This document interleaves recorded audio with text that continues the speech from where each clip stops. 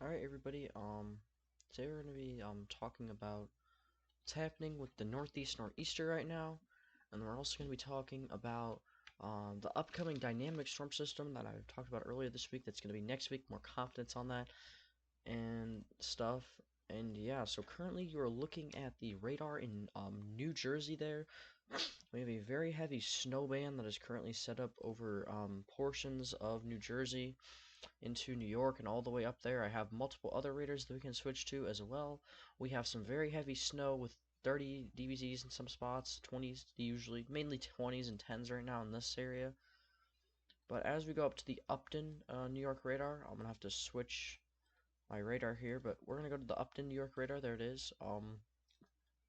That radar, we have places with 17 inches, 18 inches, very heavy snow amounts are being set up. We have a very heavy snow band across eastern Long Island, a very heavy one across western Long Island, and like another one right here. So there's some very heavy snow bands.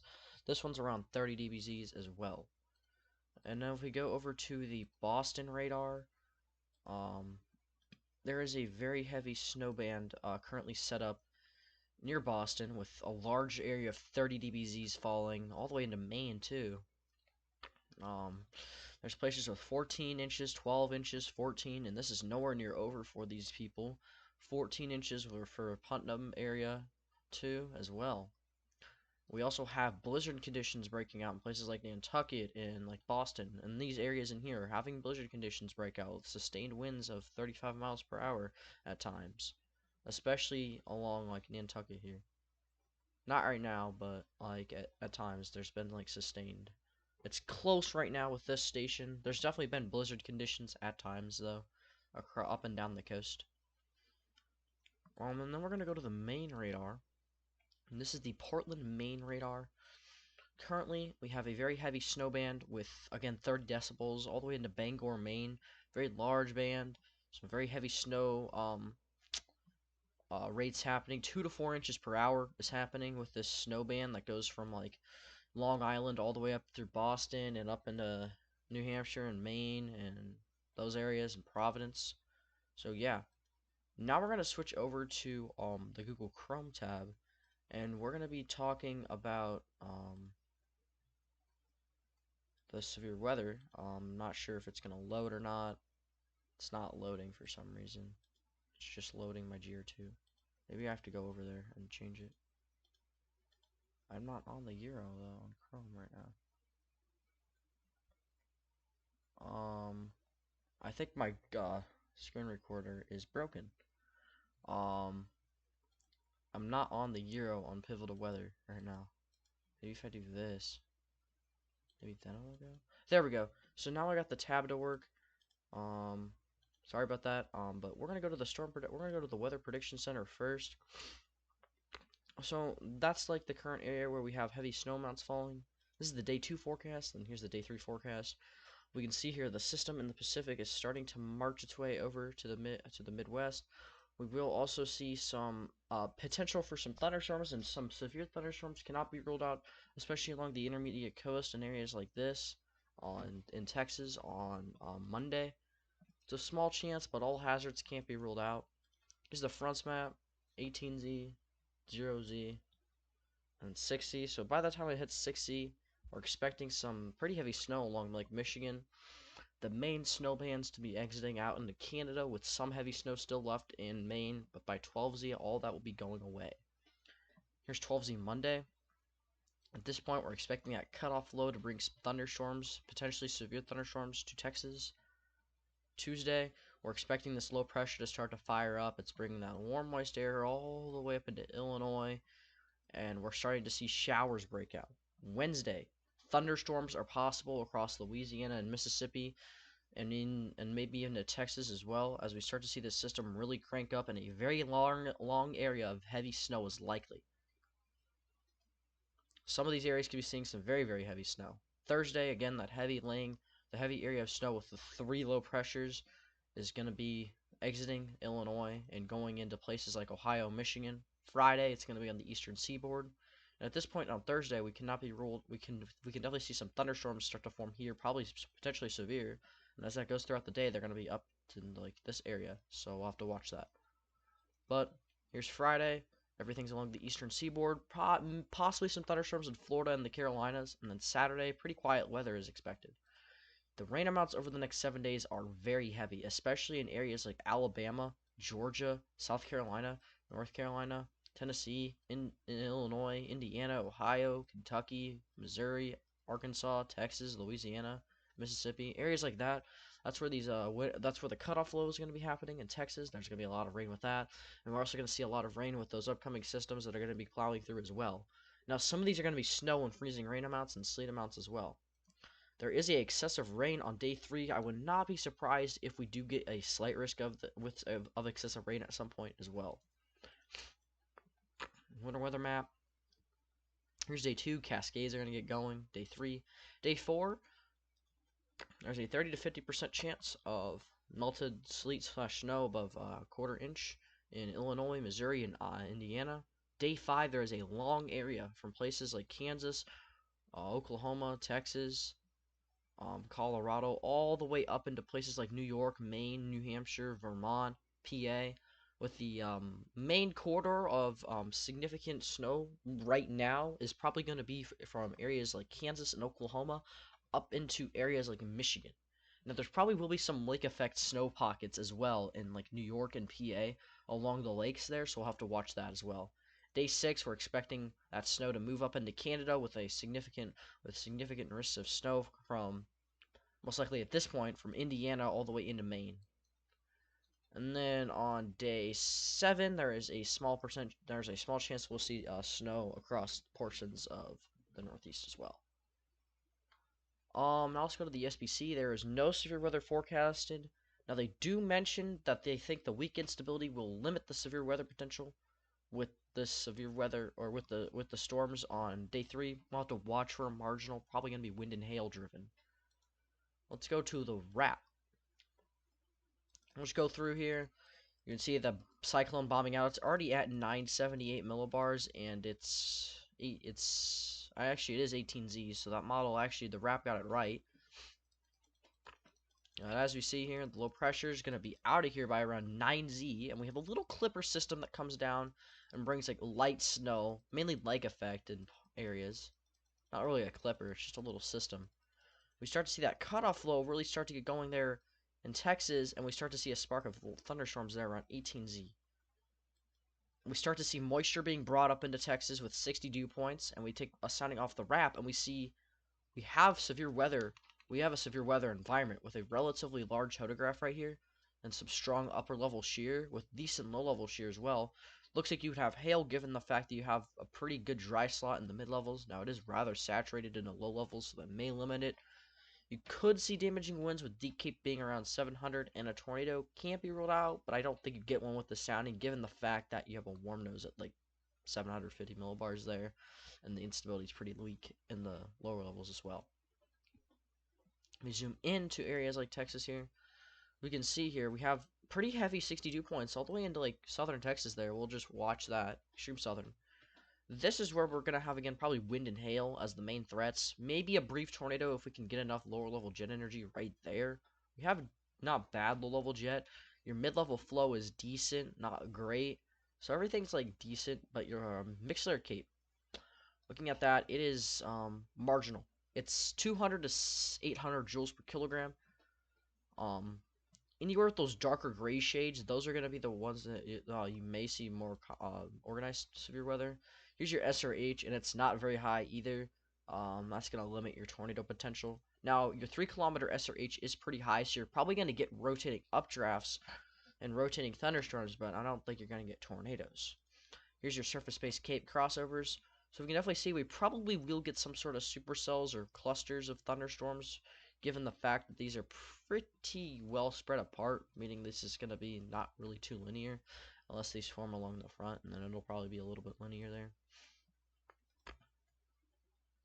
Strong amounts of vorticity in the mid-levels. The low-level vorticity max is placed across the area as well. So that's going to be interesting. And you're going to have strong lapse rates along this area as well, which is going to contribute to the hail threat. Deep layer shear is solid, 30 to 55 knots, which is definitely going to do the job. 35 probably. And then anywhere with most unstable cape, this is where thunderstorms are going to be possible. So anywhere in here, you're going to have a chance for a thunderstorm, basically with those gray shades. Now let's go on to the GFS next. Here's what the GFS has: the cutoff low. Then there's the snowstorm, and it has a pretty heavy snowstorm here coming in here. Look at the heavy band setting up across Missouri, Illinois, Indiana there. We also have a line of strong storms starting to fire up in Arkansas, Louisiana, and Mississippi as that's going to move east. That's going to move east, and it's going to give away to the potential for some severe weather across this area, probably. So we'll have to watch that. Maybe areas a little bit further east. It might not be that far north, but we'll have to watch. Here is if 18Z. We have that band moving into Indiana now with that line of storms ahead. This is the range where you can start to take soundings for severe weather, so I will start to take some soundings. And we have a very enlarged photograph here off the GFS. We have strong amounts of 0 to 1 kilometer helicity with values around 400 there. You can see the curvature in the photograph. That means this is well backed in the low levels, which it is. Southerly winds there. The limiting factor is going to be your instability. You do not have that much. It's very skinny cape profile. These are marginal cape profiles. They can get the job done. You have not bad 3 cape. At this point, your lapse rates aren't perfect. Aren't great. You won't get too much damaging winds out of this given the fact that your D cape is rather low as well. If you go further south in Louisiana, you still have solid photographs, but here you have better lapse rates and you have better overall instability as well, which is going to mean you're probably going to have a better severe threat here. You have higher EL heights, which means you're going to have the cloud tops go higher as well. And you still have ample amounts of shear in this area as well. Now as we move along here, you see that snow exit out of portions of the Midwest. We still have that line of thunderstorms continuing on into Alabama there. If we take a sounding, the instability is pretty much gone at this point, due to the fact that the dew points were all wiped out. Now you see maybe some thunderstorms across the deep south again in the mid-Atlantic on Friday as the system exits. And that's how far I'm going to go with the GFS. Here's the Euro. There's your snowstorm. Goodbye snowstorm. There's your cutoff low. Goodbye cutoff low. And there's your next system. The new Euro is not very far along, so we're just going to keep going with this one. But this Euro is pretty far south with most of the snow amounts. I don't know if this low pressure is going to track this far south. It's also a bit too fast, I feel like, with the low pressure system as well. We'll have to watch that, though. It has a pretty good area of thunderstorms there with a meso low in Alabama. The thing is, there's not enough moisture for there to be, or there's not enough like temperature to be severe weather. You have to have you're going to want the temperature to be a little bit higher if you want some instability with that. And you're going to want some more instability definitely for severe weather, but that's got the photograph there. If we go to like South Alabama, again, you're going to have the photograph, but you're not going to have the instability. The Euro, I'm pretty sure, is underdoing the instability with this setup, so that's something to watch too. Now, if you do have a more progressive system like the Euro does have, you probably will not get as much severe weather as we could if we had like a solution like the GFS. Forgot to go look at the 500 millibar with the GFS, but we can do that with the Euro. Here's the 500 millibar. We have that cutoff low. It goes into portions of the Gulf of Mexico. It depends how far south that cutoff low goes. If it goes further south, it might limit the instability a little bit because it's going to push it out of the Gulf. But there's your system there. You have a solid amount of lower level jet or middle level jet energy there with that trough. And if we look at your 850 millibar, once this loads up here, you're going to have a solid amount of it as well. Yeah, there you go. There's your 850. So it's solid as well. Pretty long area of solid 850. Now here's the Canadian solution. There's the cutoff low. There's the snow. The Canadian is, again, another model that's a little bit further south. We'll see if the southern solution verifies. I don't know if the surface low is going to be that far south. If it is, you're going to get a lot more cold air across portions of like areas like Kentucky, Arkansas, Mississippi, and you're probably going to get wraparound freezing rain and snow from that low pressure as well, in addition to severe storms, because this solution does definitely favor severe weather, especially across Mississippi and Louisiana there. Here's a sounding in southern Mississippi with a enlarged photograph there. Solid amounts of SRH and decent shear overall. We have lacking lapse rates. They're not great. They're pretty marginal. We have 3 cape that's solid, and we have like marginal instability that could get the job done given the kinematics. We can stop it right here. This is hour 126. We can stop it right here. We can just look at the dew points. We have pretty high area of dew points. The GFS is more widespread with the dew points. It goes further north, given the fact that the cold front placement is a little bit more off. Now, the Canadian doesn't have as strong of a low-level jet as some of the other models, so that's something to watch as well. Still has decent 500 millibar. The trough looks a little bit more weird, though. Here's the Euro closer up. To Dixie. There's another system it shows, too. I'm not meaning to go that far out, though. We're going to go look at the GFS a little bit closer in, though, to this area and kind of analyze it a little bit more. This is going to be the 12Z GFS run, so we'll go to 18Z. So there's that line of storms right there again. We have solid dew points in the 60s all the way into Mississippi, and there's a lot stronger moisture further north. If you're like a person in like Chicago or like Gary, Indiana, or like Michigan, southern Michigan, I mean, southern Michigan's gonna get slammed by snow anyway, but if you're a person like that, this is your run for some very solid snow amounts. I did not mean to click Super Cell Composite. But here's your surface-based instability at this point. We have solid amounts getting into portions of Mississippi and Louisiana there. It's probably going to be a little bit higher and go a little bit further north given the fact you have stronger dew points. I mean, we don't have mixed layer cape, so we can't really look at that. But your 3-kilometer helicity is very strong. It means you're going to get rotating storms. Your lapse rates are not good. This means you're not going to get much hail, and the storms are probably going to be pretty messy, and the storms are also could struggle at first to get going. Your 850 millibar winds, though, could make up for the lack of the instability. These are very strong. They also have a very solid amount of 500 millibar support as well. Now, the GFS is interesting because it shows a really significant snowstorm for portions of the Midwest. And we're going to go into like the snowstorm now for the Midwest and areas like that. So there's the snowstorm. We're going to look at the Couture method here. We're going to go to 150. So the GFS wants some very heavy snow amounts, okay? We're not going to do exact values because it's way too far out for that. But if this solution were to happen, I'd say you probably want to cut these totals in half. I think this is a little bit too aggressive. But you probably have a solid area that gets a foot of snow from like Kansas all the way into Missouri, or into Michigan, not Missouri. And places like Chicago, Peoria, Illinois, South Bend, Indiana, Grand Rapids, Michigan area, like Lansing, Michigan, Detroit. You guys get smacked by this system if this would occur. Again, here's the freezing rain amounts that the GFS shows. I would again cut these totals in half, or maybe a little bit more than half, maybe like 3/4, because I don't think you're gonna get 2 inches of ice. But again, pretty significant amounts here. Now, let's go look at totals that are more realistic for the snow. This is the National Weather Service blend of models. Here's the freezing rain. These are a lot more realistic. Now, these tracks are very uncertain because we're uncertain on where the exact track is going to be. There's some of the models take a northern track, which would mean more heavy snow for places like Peoria, Illinois, Bloomington, Illinois, Champaign, Chicago, Gary, Indiana, Fort Wayne. Currently, the mean model takes an in-between route and wants places like Champaign, Illinois, Lincoln, Illinois. Not Lincoln. I think that's like Taylorville area, Decatur, Springfield, St. Louis, Jefferson City area, Detroit. The blend of models wants this area to get the most of snow. Now it's been shifting a little bit. 6Z was further north, and 0Z was further north as well. So it's going on a little bit of a south trend. We're gonna have to watch to see how that trends.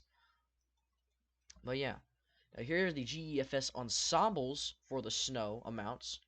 We see here, some of them have it way too far north. This is not gonna happen.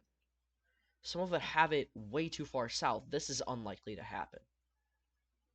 Now, some of them don't have that much snow. Like this one. This is probably not going to happen. But I would say models like the ensembles like this one, I mean, it's a little bit too far north in my opinion. that's definitely a possible solution at this point. This model, this model, this ensemble model, this ensemble, this ensemble, this ensemble, this ensemble, this one. Some of these are pretty realistic. There are a few of them that go a little bit overboard, like this ensemble member, that's a little bit too much, and this is a little bit too much of snow too. And I feel like this is probably, again, a little bit too far north. This is another realistic one as well. So anywhere in those purples are 6+ inches of snow, and here's your mean snow at this point. And we have, based off the GEFS, we have a large stripe of 6+ inches of snow, with anywhere in those darker purples are approaching a foot. This is the ensemble's mean of the GEFS, so this is accounting all of the ensemble members. But yeah, and there would be more sharper cutoffs on the northern and southern side than this. But we don't have sharper cutoffs due to the fact of the model disagreement at this point. That's again something to monitor. Let's go to the spaghetti plots and just look at that. These are pretty different from each other still. Maybe a lot of uncertainty with where this is going to set up, with the trough and stuff, and that's going to affect the placement. Here's the mean slip and precipitation. We'll go back to our...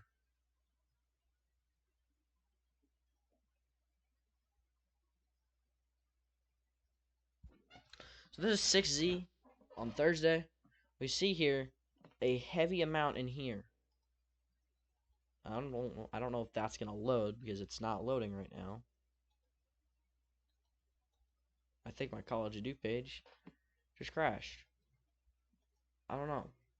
But before we're gonna head off here, I'm gonna show you the icon model. We'll go back right here. So the icon model shows the first low pressure, and then we get a lot of snow to fall. It does not show freezing rain. It doesn't account for freezing rain, so there's gonna be some freezing rain in there. It's not accounted for, but it's taking more of a GFS route of things. If we look at the snow amounts that this does show, take these for granted. This is not likely to happen like this, but it shows Texas is getting a lot of snow all the way into Michigan. I don't think it's going to be that far south that gets a ton of snow, but it's possible. No, I don't think they're going to get 12 inches, though. Here's the National Weather Service blend of models for that far south, and yeah, it's pretty uncertain whether or not they're going to get too much snow. I'm pretty sure the icon is a little bit unrealistic with the amounts in here. But it does show a lot of snow across Kansas and Missouri. So that's very interesting as well. But that's gonna wrap this one up. If you enjoyed here, you can always hit the subscribe button, and we can also always hit the like button, and that would be amazing.